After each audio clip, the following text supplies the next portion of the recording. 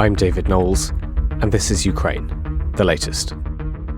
Today, we bring you updates from the front lines, discuss the sacking of Ukraine's Defence Minister Alexi Reznikov, and we analyse the recent Ukrainian assault on the village of Verbove. Bravery takes you through the most unimaginable hardships to finally reward you with victory. We need a military strategy for Ukraine to gain a decisive advantage on the battlefield, to win the war. Nobody's going to break us. We're strong. We're Ukrainians. Every weekday afternoon, we sit down with leading journalists from the Telegraph's London newsroom and our teams reporting on the ground to bring you the latest news and analysis on the war in Ukraine.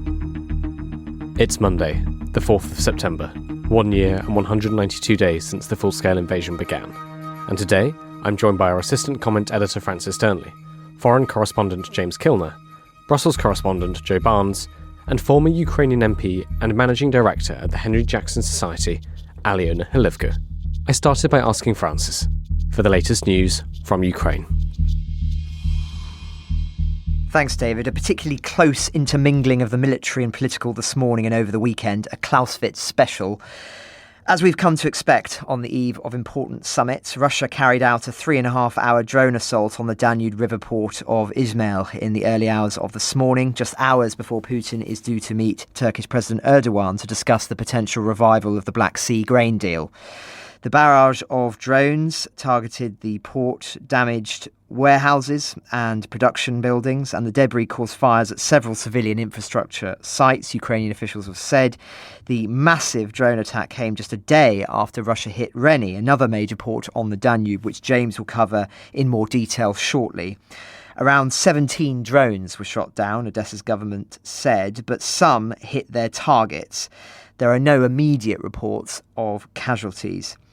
Significantly, Ukraine is claiming that Russian Shahed drones fell and detonated on the territory of Romania in what it calls yet another confirmation that Russia's missile territory poses a huge threat not only to Ukraine's security, but also to the security of neighbouring countries, including NATO member states.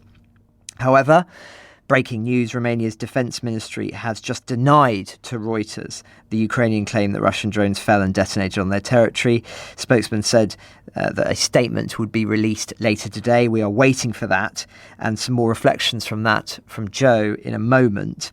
Now, as I say, these attacks and the subsequent claims from Kyiv are evidently designed to set the stage prior to vital meetings regarding the grain deal. We understand that in the past couple of hours, Erdogan has arrived in Russia's Black Sea resort of Sochi for said talks. Erdogan was accompanied by a large delegation that included Turkey's defence, foreign, energy and finance ministers, with Erdogan aiming to convince Putin to return to Ukraine grain export deal that helped, of course, ease a global food crisis before Moscow pulled out in July.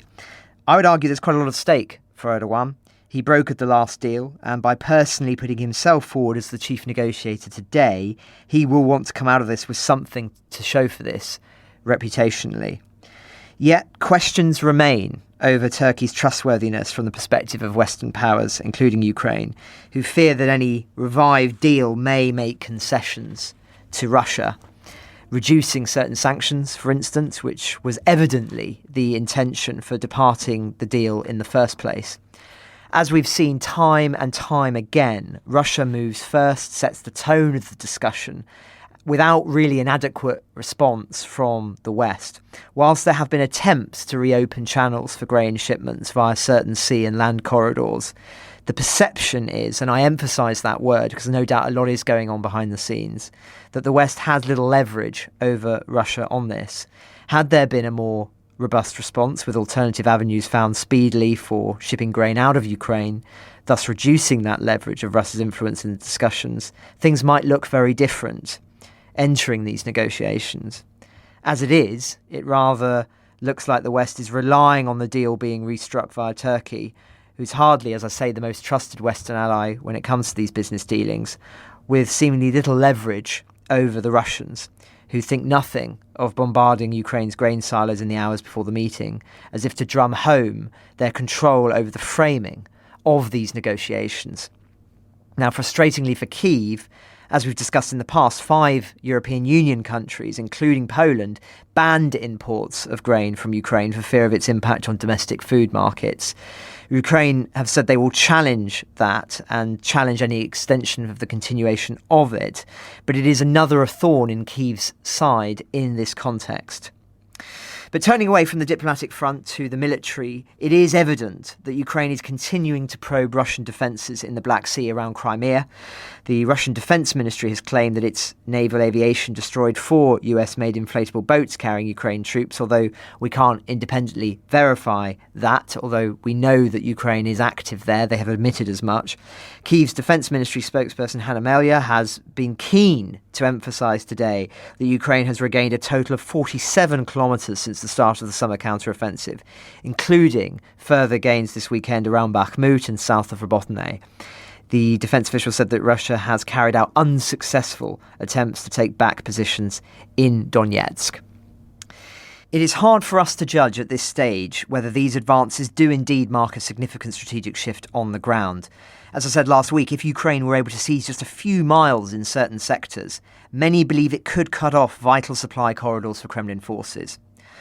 But what is undoubtedly true is that Kyiv is clawing back the narrative that the counteroffensive is a failure. Washington acknowledged yesterday that Ukrainian forces had broken through key lines and may be poised to gather pace. A reshuffle in the Defence Ministry is also contributing to that, which James and others will talk about shortly. But questions remain. Firstly, at what cost? Anecdotally, casualties are said to be very high for both sides, including Ukraine. And second, perhaps most importantly, how might the picture change as we approach autumn and winter? This is already an open subject of discussion among strategists, which I'll seek to summarise later. For now, though, David, those are some of the major stories as of 1 o'clock London time. Well, thank you very much, Francis. Let's go to our foreign correspondent, James Kilner then. James, you were on the Russia desk over the weekend. There's 2 really big stories I'd like you to talk us through. One is, of course, the fact that Russia struck the port of Renny, and, of course, the resignation of Alexi Reznikov from the Defence Ministry in Ukraine. Can you start with Renny, James? What should we know today about that strike? Hi, David. Well, the Renny attack yesterday was part of a bigger attack that included Odessa. And it's clearly part of a pattern that we've seen since the beginning of July, when the Kremlin pulled out of this Black Sea grain deal. And it's all about damaging, dismantling, disabling the Ukrainian grain export infrastructure ahead of negotiating a new Black Sea grain contract deal to allow grain out. Russia's coming under huge pressure from African states, from the Middle East, from South Asian states, and these are countries that it still feels it needs the court. This is the important thing here. There's a huge diplomatic element. Russia, without many of its sort of major friends, still feels it needs to be friendly to lower income countries in Africa and South Asia, etc. And so it's come under a little pressure to get the grain deal up and running again. But in the meantime, in the 2 months since it broke up the previous deal, it has spent a lot of time and effort destroying Ukrainian grain infrastructure. Most of it is in Odessa, the biggest Ukrainian port. But since the start of the war, Ukraine's put into a lot of effort into restructuring its grain export systems through the Danube Delta. Now, this is on the very western edge of Ukraine. The Danube obviously flows into the Black Sea, so it goes up through western Ukraine, Romania, and then into Central Europe. And it gives Ukraine a huge export corridor, if you like. And Renny, this port of about 160,000 people live there, right on the very western edge of Ukraine, overlooking the Danube. Romania's on the other side of the Danube. Moldova's a bit further up. Previously was basically a non-functioning port. And since the start of the war, Ukraine has regenerated it, and it is now an important cog, so to speak, in this grain export system. The Kremlin, for the second time since July, sent drones to attack it on Saturday night. So I was reporting up on that story. I think there are 2 or 3 drones involved in the attack on Renny, which is a long way from Russia's air bases. We have to keep that in mind as well. And there's about 25 drones attacked Odessa. Odessa has some serious air defense systems, shot down 22 of them. Renny, I don't think, does. And the 2 or 3 drones, they hit their target. Now, this is all, as Francis said, is important in the context of Erdogan and Putin's meeting today, which is focused on the grain deal. There has been, I have to put this out there to listeners, there has been reports in the last month that Russia is trying to strike a grain deal which cuts out Ukraine. So this is an important factor here. That it needs Turkey as the main transport link, and there has been some suggestions that the Middle East will somehow finance the deal as well. But let's see what comes out of it today. Thanks very much for that, James. Can I quickly, before we talk about Reznikov, can I go to Joe Barnes, who I know has got some notes over this potential hit on Romanian territory?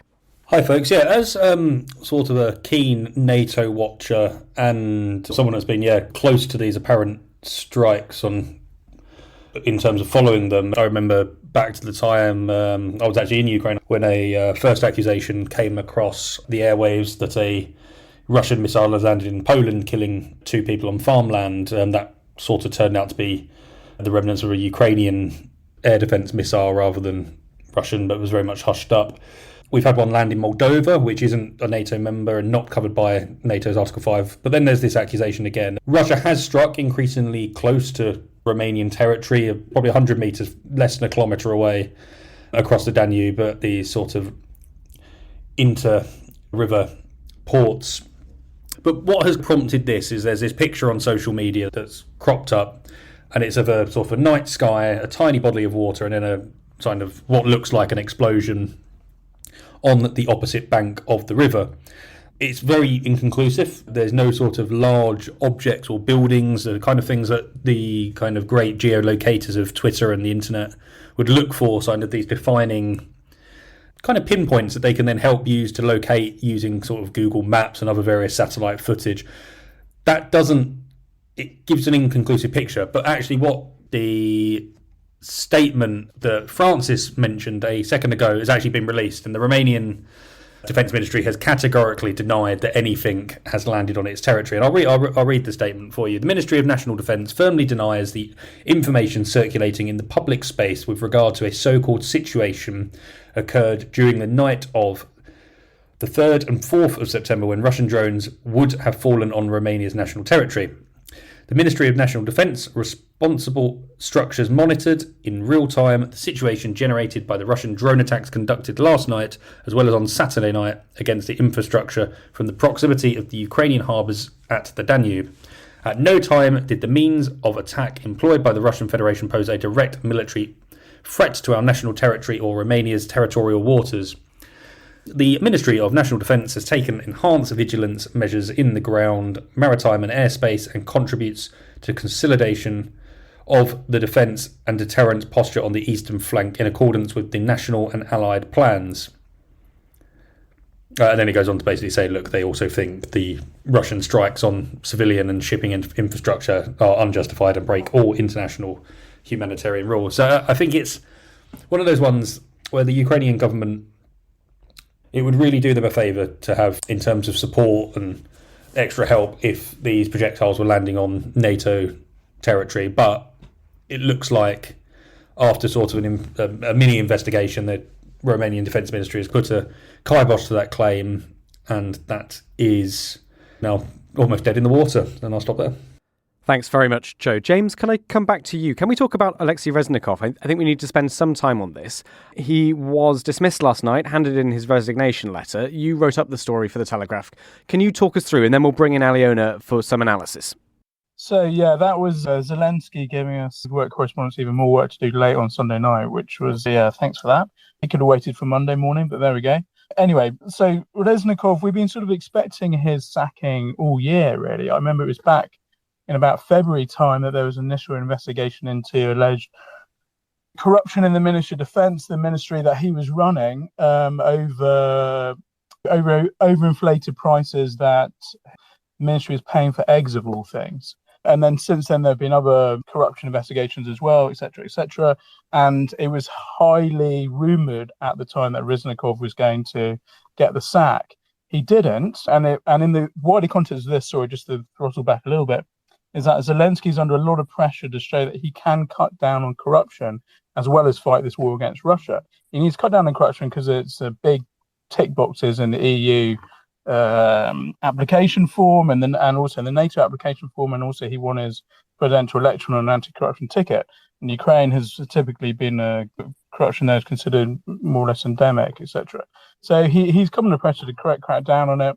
His ally, Reznikov, former Soviet parachute soldier turned lawyer turned politician, was running the ministry, has been implicated.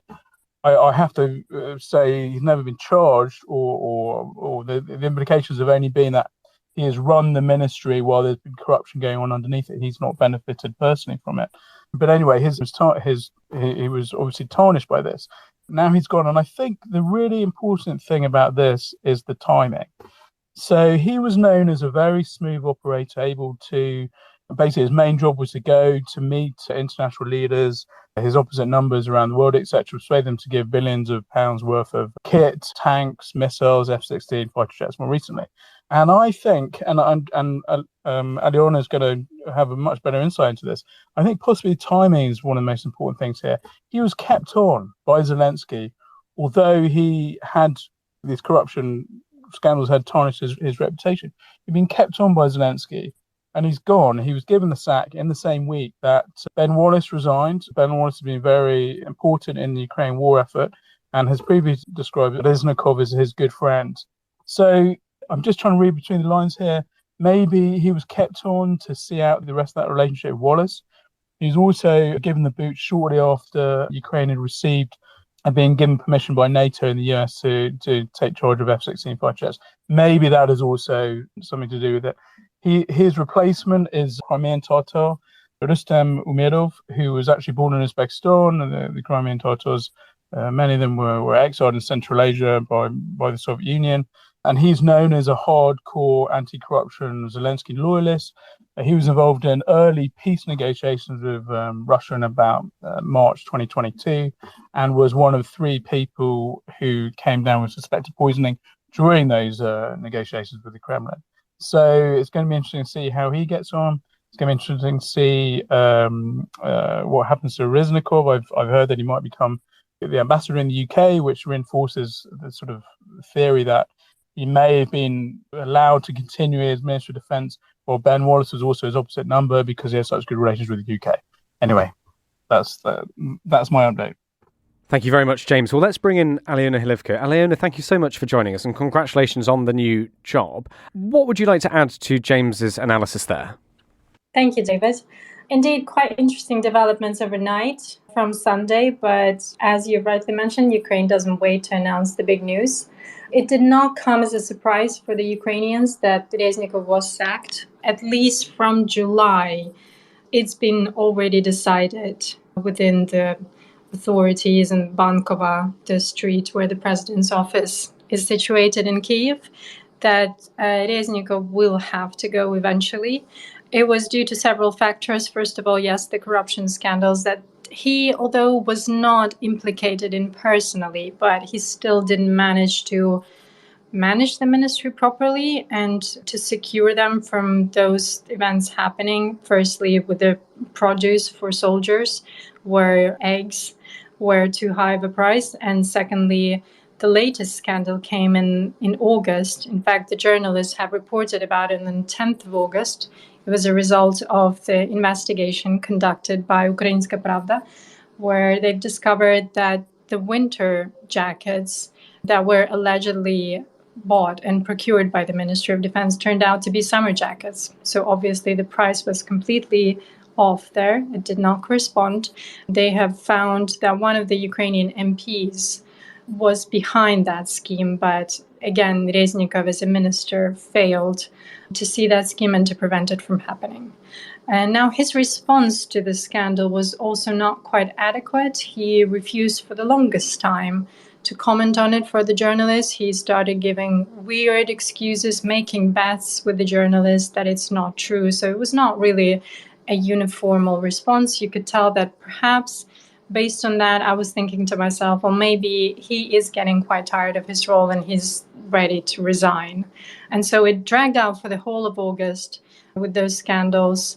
And at the end of it, we did see it at around 23rd, 24th of August. It was obvious that he would go.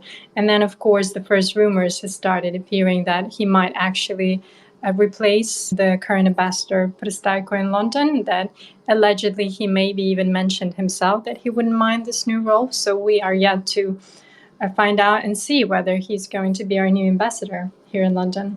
But among other news on Reznikov, he did about the timeline. So he did stay long enough, first of all, to secure the most important win of the year, if not of the war itself, is the delivery of F-16 fighter jets to Ukraine. And he even shared it in some personal conversations that as soon as that is done, he will consider his job as a minister done. So as we've seen in the late August, President Zelensky has secured fighter jets being delivered to Ukraine in early 2024 from 3 countries, Norway, Denmark, and the Netherlands. So that's a big win, and that's considered done now. Now, there was another factor in terms of timeline, and that's the upcoming Ramstein meeting that is meant to be happening on the 19th of September.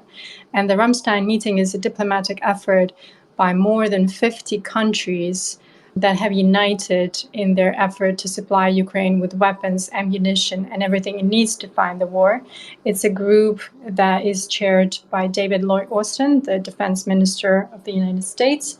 So that next meeting was meant to also produce some results. And I'm sure you know that Minister Reznikov, now former Minister Reznikov, was good friends with Austin and with Ben Wallace, as mentioned before. So perhaps there was one caveat that he might actually be sacked after the 19th of September, but here we are. I think the news aligned well with the UK defense minister coming in, the new defense minister. So President Zelensky perhaps thought that this could be a good time to align with the allies and not to make it look too strange. Well, thanks very much for that, Alyona. Just one question from me. What more can you tell us about Rustem Umerov? What should we know about the potential new defense minister of Ukraine? What do you hear with your sources? So that's very interesting candidacy, actually.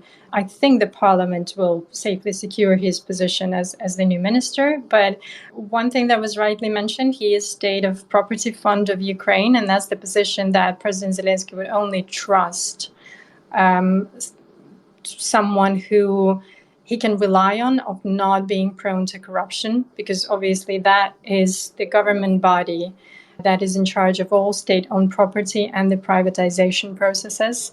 And when I was an MP in Ukraine, I was on the privatization committee of state-owned property, and I have seen a lot of things that go down. It's quite a tough job to hold. One of the property fund heads in Ukraine was even murdered back in the early 2000s. So it's also a role the stakes are high in this role. So we can definitely tell that he's an effective manager. Now, his performance of this role is yet to be discussed and analyzed, but that, I think, is based on general Ukraine strategy of what exactly needs to be privatized to shift fully into the market economy after the Soviet Union, and which industries and enterprises are actually strategic and essential to Ukraine. And I think only now, with the war in Ukraine, we're coming to that realization, and maybe that strategy will be altered a little bit. Now, when it comes to his political views, he came from a different party. It was not Servant of the People Party. It was Party Holos, that was led by a singer in Ukraine who's run for parliament twice. He's then left politics, but Holos was often in opposition to the Ukrainian president. But of course, when the war started, the opposition in itself just ceased to exist because everyone was backing Zelensky and the government in their effort to save the country. Another important note to make, apart from the fact that Rustem is, of course, a Crimean Tatar, he was born into a family who was in exile. They were deported by the Soviets from Crimea into Uzbekistan. And from there, they returned back home to Crimea only in the 90s. So first of all, we have to note that the issue of deportation of Crimean Tatars, of them occupying the land rightfully, and of Crimea being part of Ukraine is an essential issue. So for him, that will be number one thing on the agenda. And that's definitely something he believes in strongly. He was also the co-chair of the Crimea platform. And that's the diplomatic initiative that President Zelensky established as soon as he came into the office of the president of Ukraine to corroborate the support. Because if we remember in 2019, 2020, the world has almost begun to forget about Crimea being occupied by Russia. Some companies and countries have included Crimea as part of Russia on their maps.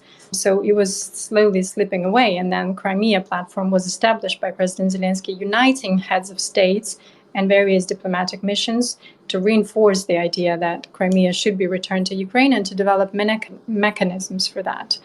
Of course, with a full-blown war, that issue has arisen again. He was effectively chairing the organization as a Crimean Tatar, as a representative of indigenous people from Crimea. So that as a Minister of Defense who comes from Crimea, who believes strongly in the fact that it should be returned to Ukraine, I think that needs to be watched closely. And he will surely repeat that idea and his belief to all the world leaders and his counterparts that he meets, and that will definitely be part of his strategy. In terms of his other international alignments, it's quite interesting to see that, of course, being Crimean Tatar, he is Muslim, but he's also a chair of interparliamentary groups with Turkey and Saudi Arabia. So he's got really strong ties built with those countries and their representatives. So it's going to be very interesting to see how Minister of Defense, whereas Reznikov was very friendly with all the NATO ministers, and surely that will be part of Rustem's job to build those relationships from scratch as well. But it's very interesting that now the minister steps in, who's already got very strong ties, number one, with Turkey, who's a NATO ally, but we know that Turkey is a country that's very peculiar and has got its own political and international agenda, but is crucial to Ukraine's Black Sea security.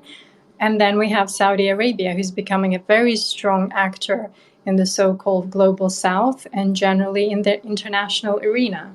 So that's going to be a very interesting dynamic to watch. Well, thank you very much, Aliona, for giving us the download there on Rustem Umerov. I know that we've all got questions for you, so can I go to, let's keep these relatively brief. Francis, can I go to you first? Sure, thanks, David. Well, hi, Aliona. Always a pleasure to hear your voice on the podcast. Just a brief one from me. How would you summarise the political situation in Kyiv at the moment? There's been a lot of changes, quite a few sackings. Is this Zelensky re-establishing his authority, in your view, or is it more of a recalibration designed for the next phase of the war, and particularly with the Western powers in mind? Thank you, Francis. Zelensky is on a very interesting drive at the moment, and I find it personally very interesting to watch him because he has changed himself and his narrative, his actions changed. First of all, when I watched his interview with one of the Ukrainian TV channels that's lasted over an hour, and the previous time that's been done, it was 2 years ago when he essentially first stepped into power. And just to see the change in him as a leader, where before he said that he wants to be remembered in Ukraine's history as someone who's achieved great successes for the country, perhaps EU membership, perhaps ending the war, that was still on the agenda. But he was quite ambitious in a personal capacity. Whereas now, when I watched that interview, first of all, he doesn't even remember saying that, or he was genuinely surprised that was his number one priority, to be remembered. Now he was talking about the nation having to grow up to the reality of international geopolitical setup, to understand that, yes, Ukrainians are paying this great price for their freedom, and we're sacrificing lives and lives of our loved ones every day. But we also have to understand that the world is quite a pragmatic place, and unless your interests align, you should not expect any freebies or handouts, and Ukraine needs to adjust to that the elections change situations in the world and change the support. So it was very interesting to see that. And I think from that stems his new approach to the Ukrainian internal politics. First of all, he's on this big drive to actually make next steps towards the European Union membership. He is definitely determined on combating corruption and implementing some other steps.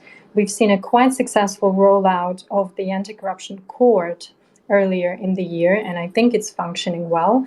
We have seen the delegation of all the anti-corruption agencies going to DC just a few days ago. So I'm sure they're aligning those efforts with the partners in the United States. And we have seen a series of anti-corruption efforts and actions that Zelensky has done, from sacking all the heads of military conscription offices in Ukraine to detaining really big names in Ukrainian politics and business, like, say, Ihor Kolomoisky the other day, one of the most famous oligarchs in Ukraine and the one who used to be known to be quite close to President Zelensky himself, is now in custody for 2 months and is being accused of fraud and money laundering.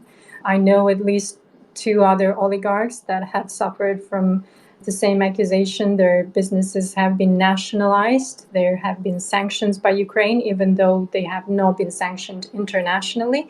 So Zelensky is actually making some really strong moves that no other president has ever done in Ukraine before. In the history of independence, he's actually cracking down on oligarchs seriously. And, there was this one famous oligarch going back to Ihor Kolomoisky, who has had some issues with the United States especially, but there were doubts whether Zelensky will go after him or not, because I wouldn't say they were never business partners, but Zelensky's TV show and production company was heavily featured on the Kolomoisky's TV channels and media channels, so they were very close, and yet now they couldn't be further apart. And that will be very interesting to watch what actually happens to Kolomoisky, given that he's also a citizen not just of Ukraine, but also of Cyprus and Israel. And I know for sure that he tried to obtain a citizenship of Switzerland. I don't know how far he got with that. But overall, Francis, I'm sure you've talked about this on the podcast too, Ukraine is currently deliberating on an option whether to have elections or not. And that's a whole nother topic and a very difficult one, because on one hand, I think the Western partners expect Ukraine and perhaps hint at the possibility that Ukraine needs to have elections just to maybe not descend into authoritarianism, because that is certainly not something that Ukrainian society will tolerate. That is simply not an option for Ukraine. But perhaps to challenge Zelensky's rule, and for him not having the single majority in the parliament of over 70%, that's the first time that Ukraine has had that, just based on one political party. Many of the MPs of Servants of the People majority have been discredited and also involved in many corruption scandals, or trying to leave the country, or have left the country during the war by fabricating documents just to avoid conscription, I suppose. There are many issues why perhaps some actors in the West think that it would be best to hold democratic elections in Ukraine now, but that is simply impossible. With the martial law, with, first of all, constitution forbidding any elections happening on the territory of Ukraine during the martial law, and then how just operationally and financially, how you arrange those, and how do you make them representative, and how do you protect people on the voting day, and how do you make sure that the soldiers in the trenches have their say as well. It's just very unnecessary at this point, and I don't think it is justified at all. But that is something, that's the discussion that's being held in the Ukrainian society, and to be fair, within even civil society and the journalists and everyone who is holding that responsibility to hold the government accountable, they are all against that as well. Well, thank you very much, Aliona, for all of that. We'll come back to further questions for you at the end, I think. But can we move to Joe Barnes? Joe, you've been reflecting and thinking about the Ukrainian assault on Verbove that we talked about briefly last week, but you've written up a whole analysis of what you think was going on there. Can you talk us through your thinking?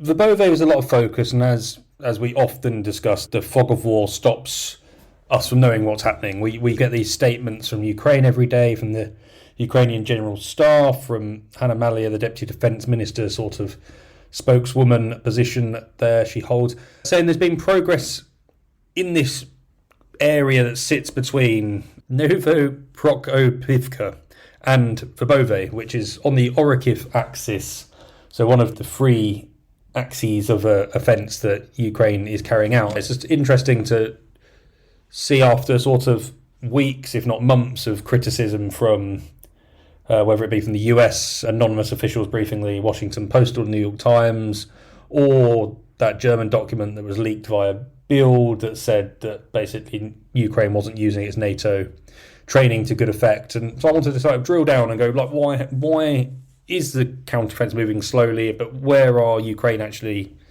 looking and finding success? Essentially, it boiled down to Ukraine have taken this attritional process where they will base themselves heavily in a position and essentially refuse to let their enemies rest while they slowly whittle down Russia's ability to basically launch retaliatory artillery barrages.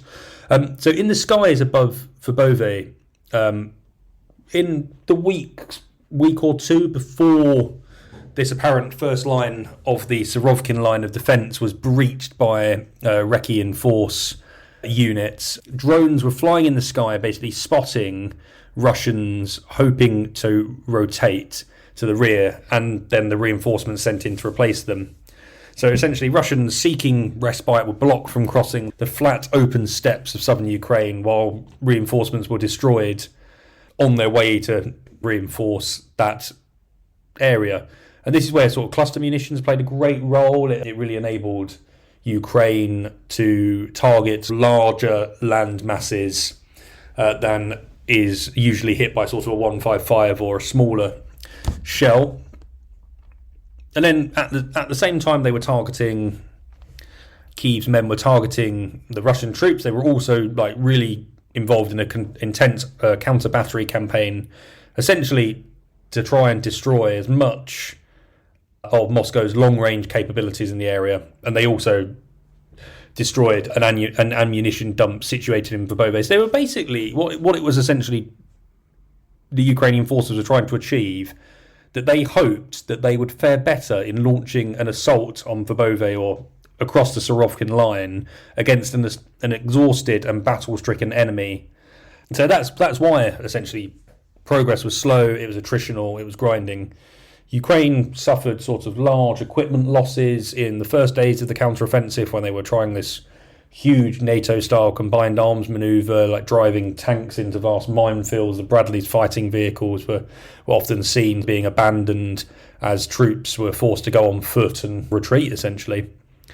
But earlier last week, so Ukraine eventually reached this Surovkin line, and I've described it in my note as a network of trenches, tank traps, fortifications put in place by the former commander of Russia's invasion to essentially protect its land bridge between the mainland and occupied Crimea. So Ukrainian forces essentially managed to get themselves into two positions where they were knocking on the front door of that Surovkin line in Verbove and then Robotine, the village slightly to the west, which Kyiv claimed to have liberated last Monday.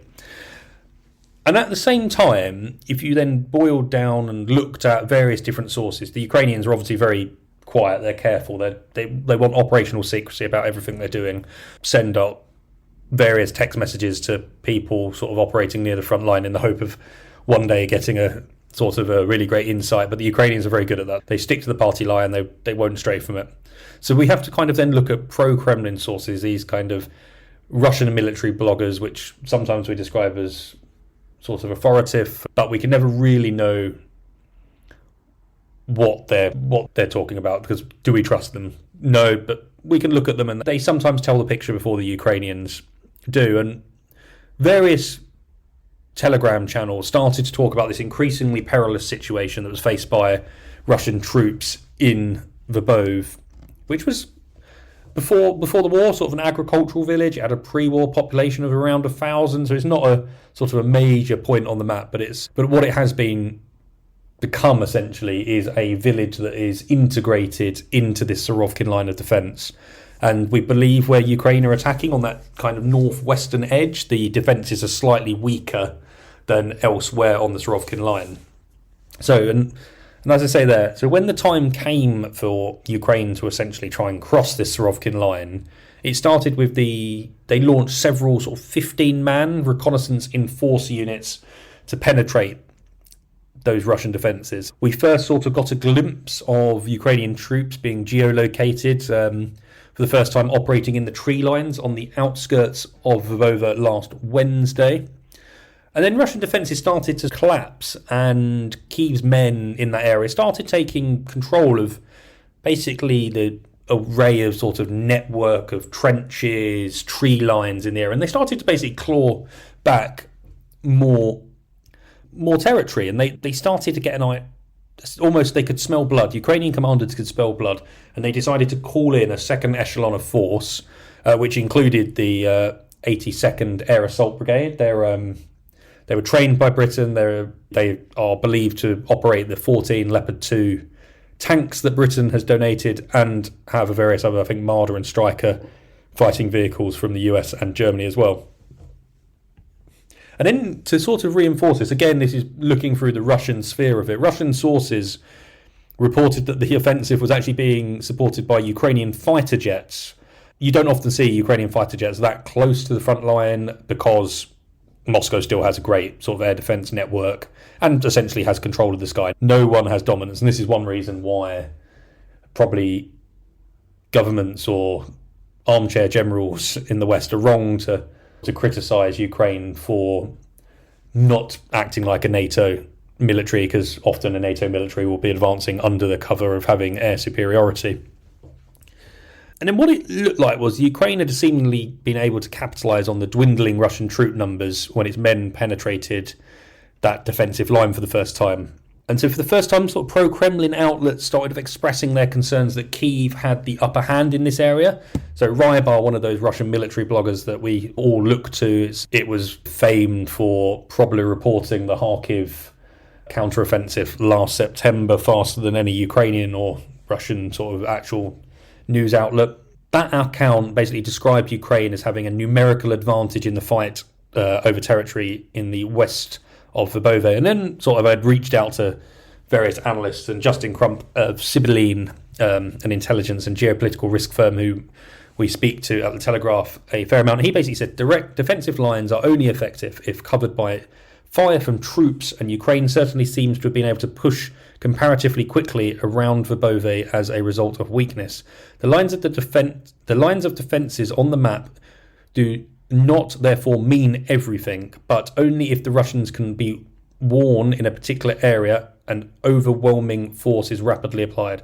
So basically what he's saying is, can Ukraine whittle down the Russians and then open a small hole which will then unleash the floodgates, where they basically push in a bigger force and then make that hole bigger and bigger. So essentially what Kyiv's forces were doing, they're now fighting to expand a salient to create a larger hole, enough for a sort of maybe a fully mechanised assault using the Western provided tanks and armoured vehicles. But still, we don't know. Little is known about whether Ukraine has managed to sort of form a bridgehead over Russia's main line of defence. As I was saying, Kyiv would rather keep that detail secretive. They talk about, and in today's General Staff's announcement, they spoke about how that they were fighting at these entrenched achieved boundaries, and they were inflicting like great losses on the enemy and on equipment, but that was it. They weren't telling us where they were. But then what we do know is any sort of real breakthrough in Verbove would mark sort of a major moment in Ukraine's 3-month-old counteroffensive, which has essentially been slowed by really, and we could probably actually praise them on this, Russian defences. They've really put in a strong network of defences that haven't been seen by a Western military, let alone sort of Ukraine, which is 700,000 soldiers, many of them recruits who have volunteered to defend their country. And then they've used like minefields, artillery units. They've got these great sort of tank hunting units and attack helicopters to basically slow Ukraine in its tracks. That has opened up, slow progress has opened up Kyiv to criticism from the US and Germany, as I say. But as Francis said at the top of the pod, that America is starting to come through. So what we're seeing is sort of slow progress, but that is why it's slow. Ukraine are trying to conserve men and hopefully tilt the balance where one day, when they really want to make that push, they will have that numerical advantage in troops and deep fires, those artillery systems. Can they get HIMARS up close enough to the line to really start dealing damage? They've got about 60 miles to go before they hit the Azov coast, which is that target they want to use to split the land bridge, but also split Russian forces in the south and the east. So look, it's not clear what's going to happen. It's pretty impossible to assess with any real degree of accuracy how the Ukrainians are truly faring and how close they are to a proper breakthrough. But what we do know is the Russians are under significant pressure, as are the Ukrainians, but they look like that's why they're moving slowly, and it looks like they've got a chance of doing something if they can gain a foothold in that numerical advantage. And I'll stop there. Thank you very much for all of that, Joe. We've got a fair few number of stories to get through, so let's go to Francis Dearnley first. Francis. I think my bit comes quite nicely off the back of what Joe was saying. I mentioned earlier that conversations have already begun about how the battlefield picture may be altered or not by shifts in the weather. Regular listeners will be familiar with retired Lieutenant General Ben Hodges, former head of US Army Europe and a major commentator on the war, who I was lucky enough to interview for the podcast a few weeks ago.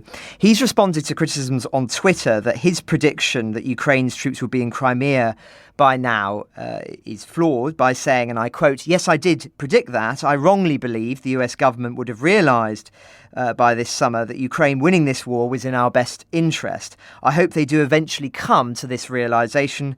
Criticise me for being wrong, but don't bet against Ukraine." And I mention this because it offers an important explanation as to why Ukraine has not managed to make the breakthroughs many hoped possible this summer, but also because of the caveat it offers to all predictions regarding winter. It will depend entirely on the evolving situation regarding military support from Western countries. That said, retired Army Major General Mick Ryan has offered some thoughts on this. He says, and again I'm quoting, "Forecasts for winter this year are predicting a winter similar to last year. Expect cold and wet weather, overcast and mud. All of these have an impact on the planning for and execution of military operations, as well as humanitarian support. The Ukrainian winter campaign will probably have three strategic objectives. First, it will want to project a sense of progress. Activity to regain and retain support for Ukraine, prevent pointless peace initiatives, and continue the flow of equipment will be key to their winter campaign. Second, Ukraine will want to sustain the momentum they have generated with ground, air and maritime ops. This will depend on the military situation and the levels of stock holdings for key military consumables such as artillery munitions, fuel and precision munitions. Third, Ukraine will want to ensure its people are able to endure the winter conditions. This humanitarian imperative becomes even more stark given that Russia might again strike civilian infrastructure this winter to put political pressure on Zelensky's government."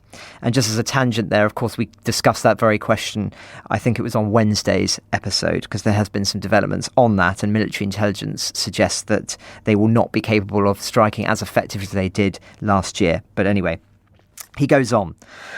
What does achieving these strategic objectives look like? Ukraine has the initiative. As such, we should expect Ukraine to conduct ground attacks where they find weaknesses in Russian defences. Concurrently, they will continue strikes against operational level targets such as logistic nodes, electronic warfare and naval systems, Russian transport infrastructure, as well as C2 facilities. It will aim to break down as much of the Russian operational system as possible. Ukraine has the capacity to undertake strategic strikes against targets in occupied Crimea and Russia. These will be sustained or accelerated over winter, weather permitting. The Ukrainian government has a careful balancing act to achieve in this regard. The strikes should have military utility or achieve a political impact while avoiding civilian casualties or upsetting its supporters in the West. I agree, I think that's absolutely paramount. Finally, he offers some thoughts on Russian objectives. Russian Commander Gerasimov will want to consolidate key enablers like logistics, fires and command and control to ensure they are survivable. Gerasimov apparently still retains the confidence of Putin, at least publicly. Depending on how much progress Ukraine makes in the south, Gerasimov might also want to review the leadership of the Russian forces in Ukraine. There has already been a mini-purge after the Prigozhin mutiny. Gerasimov might feel he has breathing space over winter to shuffle the deck with his commanders to keep them focused on the battlefield and not worrying about the direction of the war or his performance. Winter is also an opportunity for him to finalise his plans for the campaigns he will conduct in 2024. Just as he did at the beginning of 23, he might want to begin the new year with a bang and commence offensive activity in January. Barack Obama also knows that a higher strategic priority is to not lose. Putin's theory of victory is to have Ukrainian supporters tire of the war and reduce their support. Perhaps more importantly, Russian misinformation campaigns will be honed and focused on the US presidential election next year. Russian information operations personnel will be heavily invested in shaping perceptions and assisting anti-Ukraine candidates in 2024. So I agree with all that, David. On that latter point on the presidential election and its potential impact, that will, of course, be a key theme on our trip to the US, which starts next week, which we very much look forward to doing. I think it's going to be a very, very crucial few months. And I know we always say that, but particularly on this blending of the political and the military, this is going to be a key moment. And so we'll obviously be monitoring it very, very closely. Thanks very much, Francis. Before we go to James to talk us through some of the other stories he's been working on this weekend, one final thing from you, Francis. You spoke at length last week about the British Foreign Secretary's visit to China and the issues it raised regarding Western dealings with Xi Jinping. That visit has taken place. What did we learn? On the surface, not much. James Cleverly met with China's foreign minister, and the British Foreign Office put out a statement saying that China has a responsibility to press Russia to end its invasion of Ukraine, diffuse tensions in the South China Sea, and cease malign activity in cyberspace. He also, in a meeting, apparently challenged China on the erosion of autonomy rights and freedoms in Hong Kong under the national security law, as well as other UK interests, including sanctions placed on UK MPs. Nothing about us journalists, though. Chinese official media outlets filtered out anything controversial, emphasising the talks' focus on economic and trade cooperation and creating a sound business environment. No surprises there, but I was surprised to see Cleverly also hold a brief meeting with 15 British business leaders whose companies work in China, evidently designed to send a signal that Britain has no intention of economic decoupling. Again, it does seem to send rather mixed messages, much like President Macron did on his trip several months ago. It's as if one hand is a fist and the other is extended. And one wonders, does that really constitute a consistent and wise policy stance given the vulnerabilities of the moment? And the Chinese hardly responded in a way that Britain will celebrate after Mr. Cleverly departed. Part of the motivation for the view, we were told, was to lay the groundwork for Prime Minister Rishi Sunak to meet with Xi at the G20 summit in India that's coming up. Yet Xi has just pulled out of that, and has also upset many countries in the Asia-Pacific region with its release of a new official map that lays claim to most of the South China Sea, as well as contested parts of India and Russia.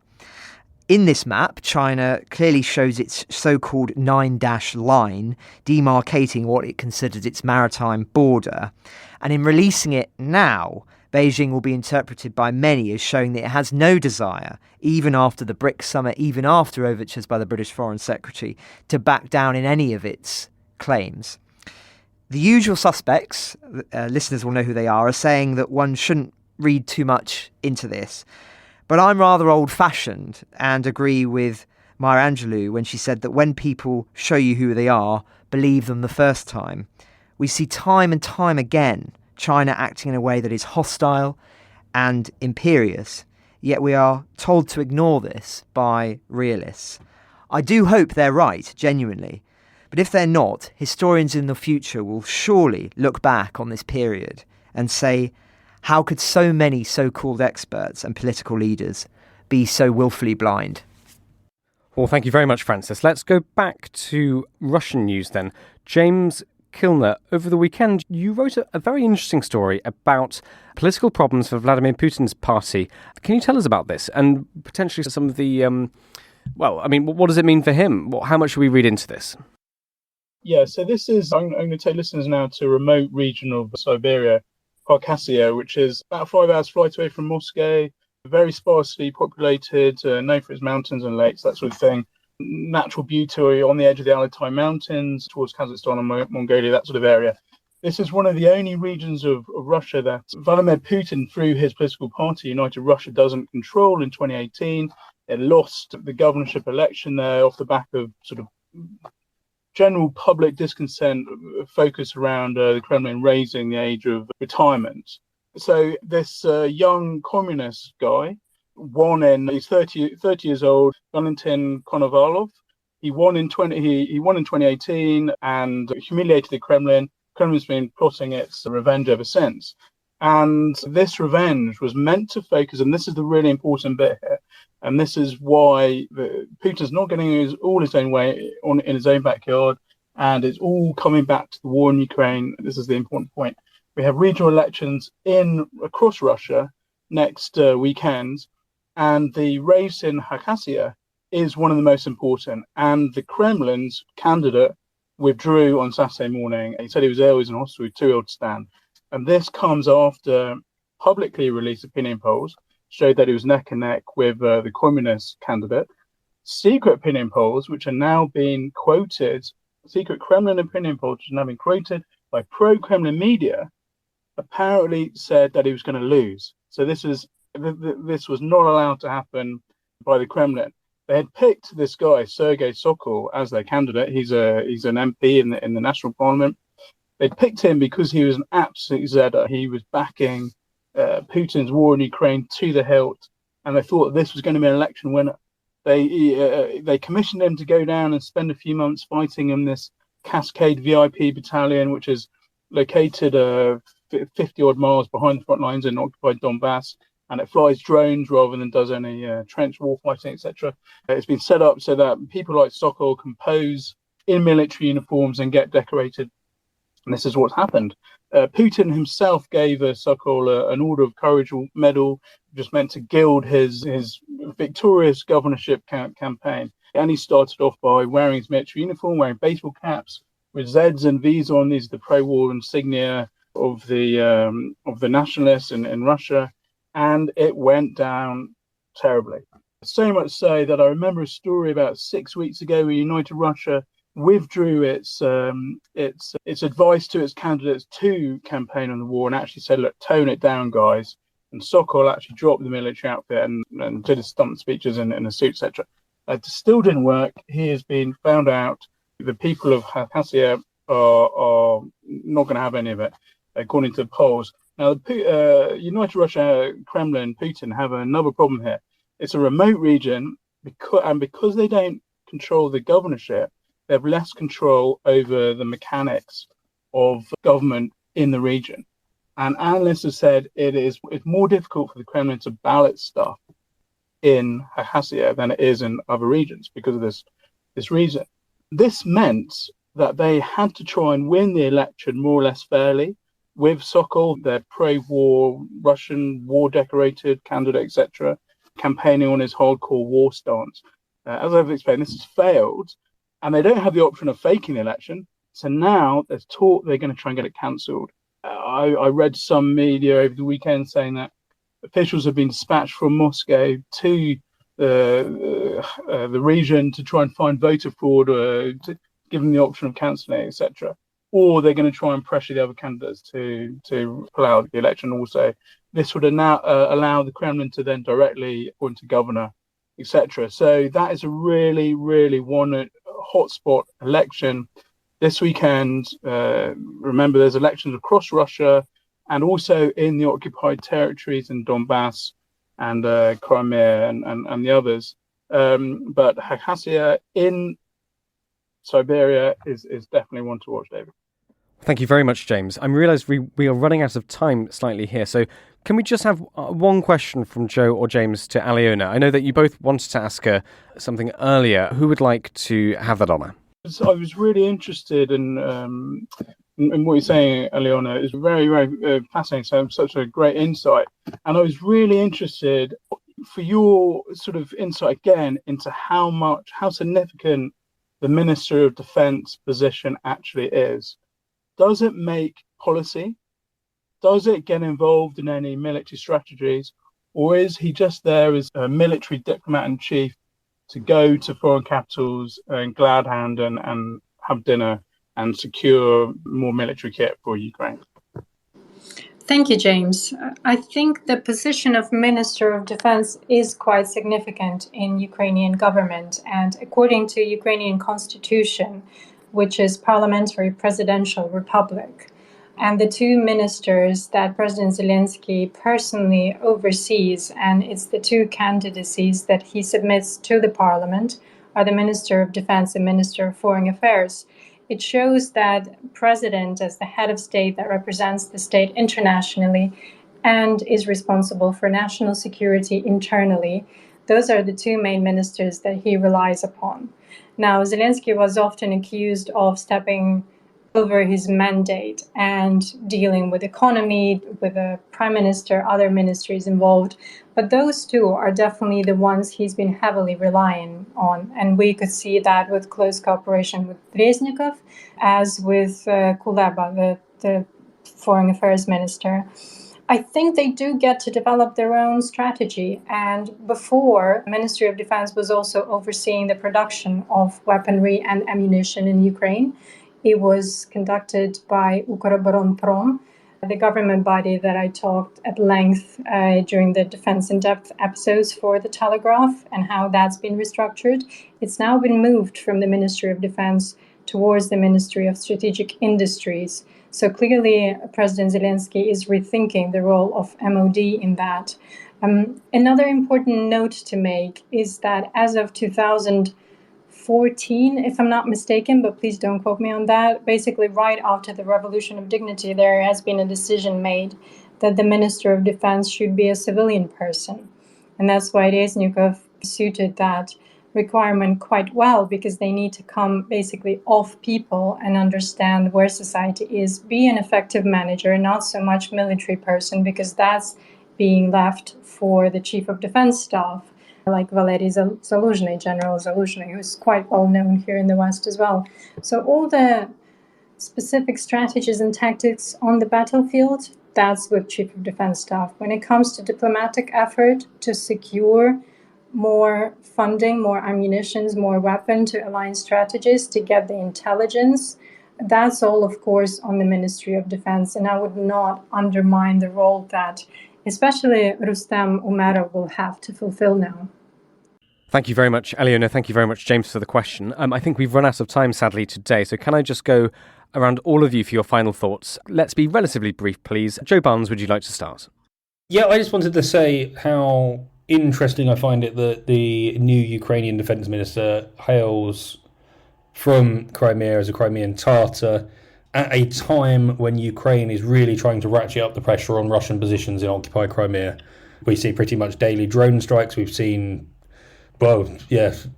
men landing on Crimea, Ukrainian soldiers landing on Crimea and carrying out kind of attacks on radar systems and the like. So it's really interesting that the Ukrainian narrative around trying to reclaim Crimea and liberate it, when the West would probably prefer them to ignore that part of their lands invaded by Russia for the time being, is just really fascinating. I'll stop there. Thank you very much, Joe. Francis Sternley. Thanks, David. The Nobel Foundation has reversed a controversial decision to invite ambassadors from Russia and Belarus to this year's Nobel Award ceremony in Stockholm, after the move unsurprisingly sparked a fierce backlash. Listeners will recall that in 2022, the Nobel Foundation, which organises, of course, the annual prize ceremony, decided not to invite those countries' ambassadors to Stockholm because of the war in Ukraine. They made the same decision regarding the Iranian envoy over the country's crackdown on a wave of protests. But last week, the Swedish Foundation said it was returning to its previous practice of inviting ambassadors from all countries represented in Sweden, sparking a wave of angry reactions. They have now rescinded that as a result of said outrage. I'm not surprised. As the war rages on, how can one justify doing it one year and then not the next? It was unsustainable. Yet I mention it because it shows how, given the space, many organisations, like countries, will revert back to their default positions as the shock factor wanes, especially when there is money at play, unfortunately, and we've seen that with various sporting events. So it will remain a challenge for Ukraine and its supporters the longer this war goes on. Well, thank you very much, Joe, James and Francis. Aliona, would you like the very final thoughts? Thank you, David. I think Ukraine has entered the new political season quite successfully with some reshuffles in the government. Hopefully, we will be as successful on the battlefield as we are politically. Many developments to be watched on the front line, as I'm sure Ukrainians have still got some strong moves for September and October until the weather allows to make some progress there. And I think the Black Sea is actually the area to watch over the next few months, because Ukraine is clearly gearing up with the maritime attack and assault on Russia. I think with all the drones and a special brigade being set up, that's going to be a very interesting space to watch. Ukraine trying to regain authority in the Black Sea. And overall, it's very interesting to see what will come out of the G20 summit and generally where the so-called global south is moving and how the whole geopolitical dynamics are shifting, especially in the lead up to the three most important electoral campaigns next year, which is the US presidential elections, the elections in the UK, the elections in the European Union, and let's not forget about elections in Russia, which will be quite interesting to watch as well. So the world is shifting. It's very interesting to see where we're going to be in 6 months from now. Ukraine the Latest is an original podcast from The Telegraph. To stay on top of all of our Ukraine news, analysis and dispatches from the ground, subscribe to The Telegraph. You can get your first 3 months for just £1 at www.telegraph.co.uk/Ukraine the Latest. Or sign up to Dispatches, our Ukraine newsletter, which brings stories from our award-winning foreign correspondents straight to your inbox. We also have a Ukraine live blog on our website, where you can follow updates as they come in throughout the day, including insights from regular contributors to this podcast. You can listen to this conversation live at 1 p.m. London time each weekday on Twitter Spaces. Follow The Telegraph on Twitter so you don't miss it. To our listeners on YouTube, please note that due to issues beyond our control, there is sometimes a delay between broadcast and upload. So if you want to hear Ukraine the Latest as soon as it is released, do refer to the podcast apps. If you appreciated this podcast, please consider following Ukraine the Latest on your preferred podcast app. And, if you have a moment, leave a review, as it helps others find the show. You can also get in touch directly to ask questions or give comments by emailing ukrainepod@telegraph.co.uk. We do read every message. And you can contact us directly on Twitter. You can find our Twitter handles in the description for this episode. As ever, we are especially interested to hear where you are listening from around the world. Ukraine the Latest was produced by Giles Gear, and the executive producers are David Knowles and Louisa Wells.